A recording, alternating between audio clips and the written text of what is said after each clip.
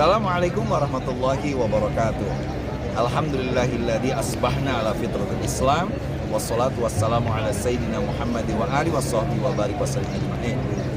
Alhamdulillah, pagi ini saya dengan istri saya, putra saya telah melaksanakan rangkaian umroh dari mulai kita ikhram di Tan'im di Masjid Siti Aisyah.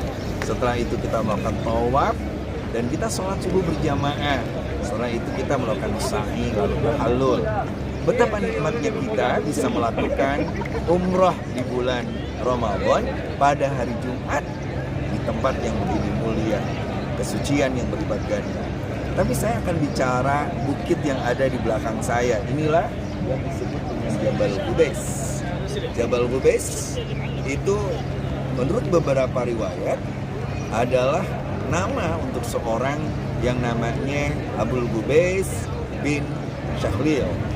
Nah, di sini dia pernah ada, tetapi beberapa cerita yang misalnya diceritakan oleh Louis Makhluf, dia mengatakan bahwa Jabal Qubais ini adalah gunung lama sejak zaman dulu, dan ketika terjadi yang namanya banjir Nabi Nuh, Jabal Qubais pun menjadi tempat di mana beberapa kelompok bisa menyelamatkan diri. Begitu pula zaman Nabi Ibrahim alaihissalam, ketika Ibrahim alaihissalam datang ke tempat ini menemui istrinya Sayyidah Hajar dan juga anak putranya yaitu Ismail. Setelah itu membangun apa yang disebut hari ini Ka'bah. Wa id arfa'u Ibrahimul qawa'ida minal bait wa Ismail Rabbana taqabbal minna. Nah, setelah itulah lalu Allah menyuruh Nabi Ibrahim untuk fa'adzin bin-nasil haji. Nah, beliau naik ke Jabal Qubais ini dan mengatakan, wahai manusia, mari kita melakukan ibadah haji. Maka datanglah berjuta-juta orang dengan penuh kerinduan melakukan tawaf di Baitullah dan melakukan umroh dan haji.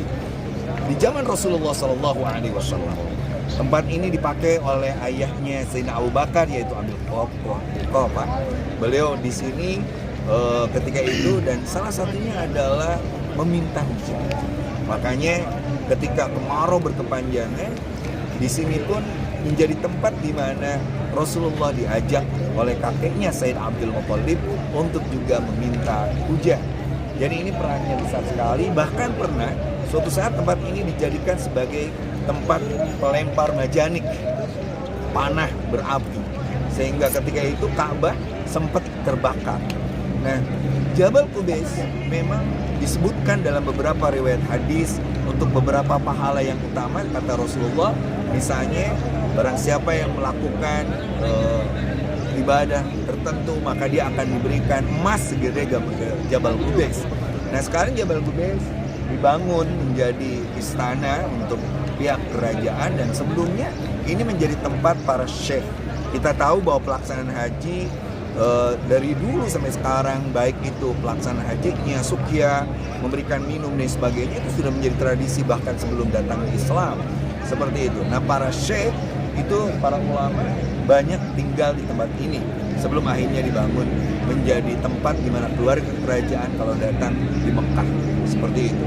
Nah, inilah Jabal Qubais, menjadi gunung yang memiliki historical yang sangat panjang dan memiliki makna yang sangat kuat. Sejarah jangan pernah dilupakan.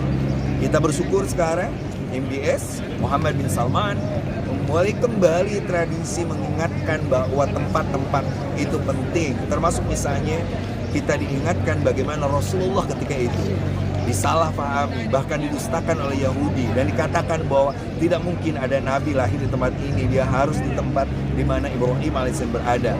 Tapi kata Nabi Muhammad, saya turunan Ibrahim. Apa cirinya? Ada maqam Ibrahim. Fi ayatun bayyinatun maqam Ibrahim.